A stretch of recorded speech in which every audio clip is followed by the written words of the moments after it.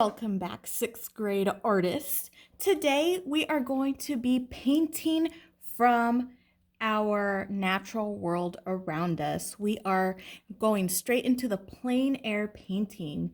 Now remember, when we do plein air painting, we are actually sitting outside and painting what we see out in nature. At the moment, it is just a tad windy for me to be right outside, so do make sure you're in an area where you will be dry, and you may use paints, colored pencils, or pastels, or anything else that you can think of to create a landscape in the plein air mode. Today I will be using my brushes in this handy dandy skull cup, as well as my paints. I am using red, yellow, blue, so my three primary colors, and black and white. My tint, which is my white, and my black, which will create all my shades. And I will also have a paper towel. Now, as you look at my paper, you can see that I have already started on a plein air painting. I was outside earlier painting a couple of trees in the back playground area of the school. So what you want to do is you are going to pick a spot wherever you feel most comfortable outside, and you are going to sit there for a while with a piece of paper and your drawing materials or painting materials, and you're going to stare at things that you want to paint. In this instance, I had a tree that was in front of everything, and then I have a tree that was pretty far. Now, because I have trees, I'm going to go ahead and mix a brown with my primary colors. So I'm going to take a scoop of yellow and scoot it over, then clean off my brush. Anytime you switch colors, you want to clean off that brush. I'm going to take a scoop of red and a scoop of blue. I'm going to mix those two together, or I'm sorry, three colors together to create this kind of grayish looking color. Now here I actually need a little more red since this ended up being more blue. So again, mix, mix, mix, trying to get a nice gray color. There you go, pretty dark. I'm going to add some water into my paint too, just to thin it up a little bit.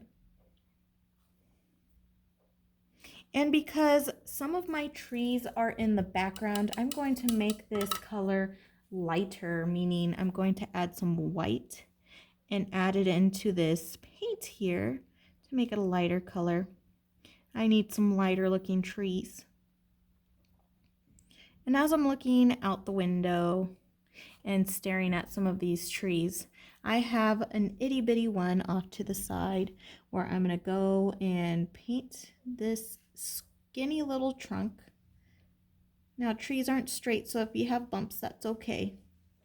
And I'm going to have it go behind this tree here. So a nice skinny little tree with a lot of little branches. For this one, I'm using skinny brush to make those skinny lines.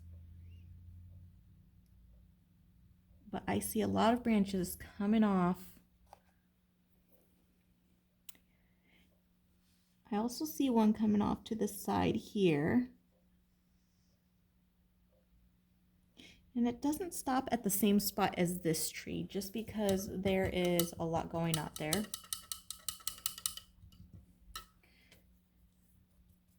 Now I'm going to mix a little bit of a green color.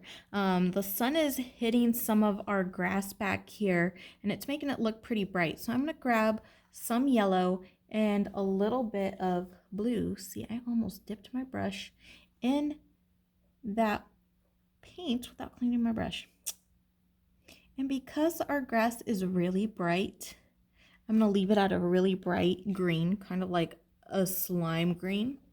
And I'm going to go over here, and like we learned with the textures, I'm going to take my brush and do these up flicks here to really add some grass at the bottom of my tree. Look at what that creates there. It does create that nice grassy look that you see as you are looking at the grass and you're looking around the trees. I'm going to do this to this little tree as well. There's some areas in my grass where you can barely see some of the little paints or blades of grass, so you can make some teeny tiny marks. Some areas of my grass may even look darker the closer they get to me, so I'm going to add more blue to my green here, make it darker. And then as the grass gets closer to me, I'm going to let some of that grass go over the light green stuff.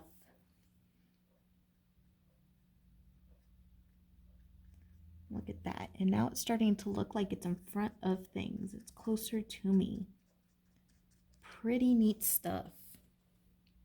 The more blue you add to that, the darker your grass is going to get.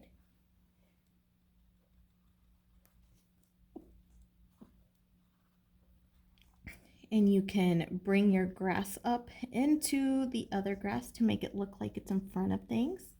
You may also add a little bit of black to your green to make it darker, and then add it at the bottom to make it look like this grass is closer to you.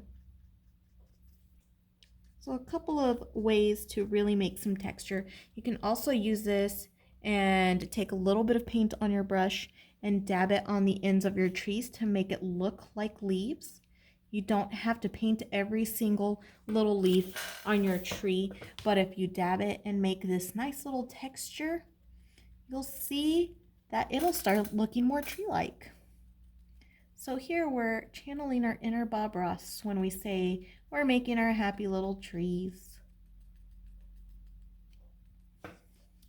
You may need some more yellow to make some of those leaves bright, depending on how the sun is hitting them. You might have some really bright areas.